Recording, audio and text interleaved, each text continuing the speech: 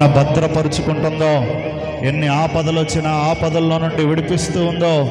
అయ్యా, పక్షులు రాకుండా, జంతువులు రాకుండా, సర్పాలు రాకుండా వాటిని ఎలాగైతే తన పిల్లలను కాపాడుకుంటుందో, నాకు హాని కలిగిన బాధ లేదు, నాపై దాడి చేసిన బాధ లేదు, కానీ నా పిల్లల జోలికి ఇతర జంతువులు వచ్చి తినడానికి వీల్లేదు, ఇతర పక్షులు వచ్చి తినడానికి వీల్లేదు అని ఎలాగైతే కోడి తన పిల్లలను కాపాడుకుంటుందో.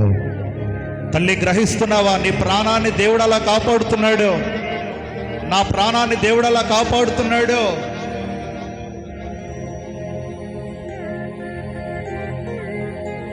ఎంత కృపగల దేవుడైనా,